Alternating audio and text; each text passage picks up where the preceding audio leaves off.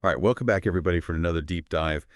This time, um, we're looking at Arsenal's situation on the right wing after Bukayo Saka's unfortunate hamstring injury, and we've got a good collection of articles and analyses here, and we're going to try to make sense of it all. So, what are Arsenal's options, both internally and in the transfer market, and maybe even more importantly, what does all this tell us about Arsenal's long-term strategy? Yeah, it's pretty fascinating, isn't it? Just one injury and suddenly we're like looking right at the core of Arsenal's whole tactical setup and their ambitions for the season. Absolutely.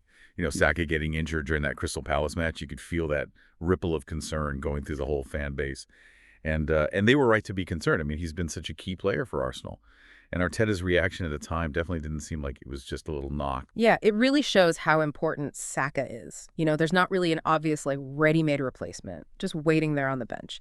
So it means Arsenal and Arteta have got some tough decisions to make. So why don't we start by taking a look at what people are calling the internal options? Those are the players already on the roster who could maybe fill the gap. Well, right after Saka went off, we saw Gabriel Martinelli move over to the right wing.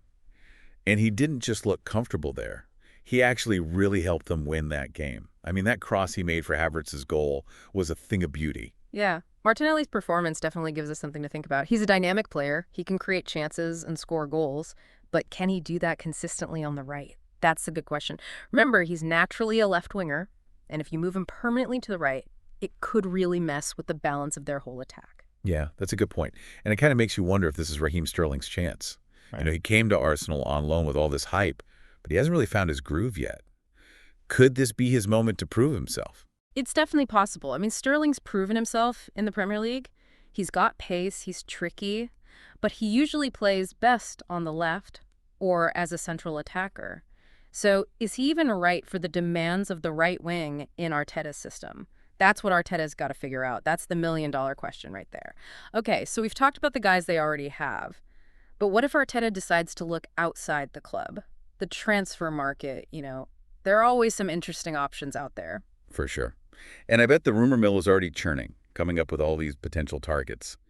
So what kind of players should Arsenal be looking for? Are there any names that really jump out? Well, given Arteta's style, you know all about attacking football. They really need a winger who's comfortable on the ball in tight spaces, but who can also deliver those dangerous crosses into the box, someone with pace and good game intelligence, someone like Bryan Mbeumo over at Brentford. Mbeumo, yeah. He's really impressed me every time I've seen him play. Really direct, skillful, and seems to have a nose for the goal. Exactly, and his stats back it all up. He's always up there with the top creators in the Premier League, both in terms of chances created and assists. Plus, he's a threat from set pieces, which adds another dimension to his game. True. But I've seen people talking about a £50 million price tag for him. That's a pretty big investment, even for a club like Arsenal. So is he really worth that much? It's a lot of money for sure, but really good wingers are hard to find. And Mbemo is still young. His best years are still ahead of him. In today's market, that might just be the going rate for someone like him. Yeah, I guess you're right. But wouldn't it be interesting if Arsenal could find someone a bit more under the radar? You know, someone with potential, but maybe not quite as expensive? Now that's where it gets really interesting. What if I told you there's a player out there? Someone who's already proven himself in the Premier League with tons of talent, but who's kind of out of favor at his current club. Someone who could really thrive under Arteta. I'm talking about Marcus Rashford. Rashford.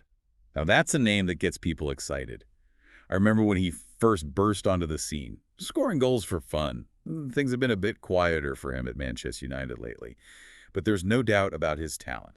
Exactly. He's got pace, power, an eye for goal. And maybe even more important, he's got something to prove, a change of scenery, and a manager who believes in him. That could be just what he needs to get back to his best. It's a really interesting thought. Imagine Rashford flying down that right wing at the Emirates. But there are a lot of things to think about. Like how much would he cost? Could Arsenal even afford what Manchester United would want? And even if they could, would Rashford actually fit into Arteta's system? It's definitely a gamble, but it could pay off big time. And that kind of brings us to the heart of all this. Saka's injury. It's shown us a possible weakness in Arsenal's squad. They might not have enough depth.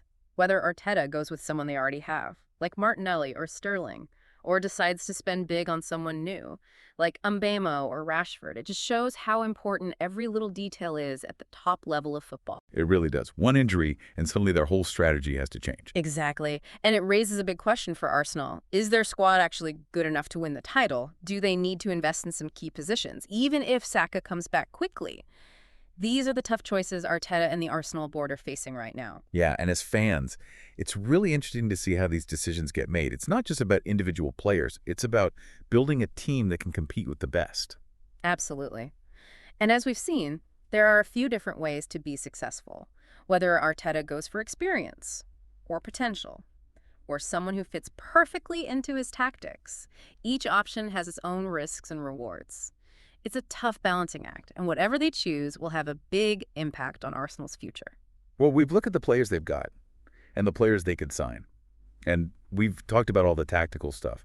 But the biggest question mark is still Saka's recovery. If he's out for a short time, Arteta might stick with someone he's already got. But if it's a long time, he might have to go out and buy someone. That's football for you, isn't it? Always unpredictable. Injuries can mess up even the best plans. For sure. Well, I think we've covered a lot today. We've really dug into this whole right-wing situation at Arsenal and hopefully given you all some food for thought as you watch the Gunners for the rest of the season. And as you keep watching, here's one last thing to think about. Does this whole situation show that Arsenal need a bigger squad? Or is it just a case of adapting to the unexpected? Only time will tell what the long-term effects of Saka's injury will be. Absolutely. Thanks for joining us for this deep dive. Until next time, keep talking tactics.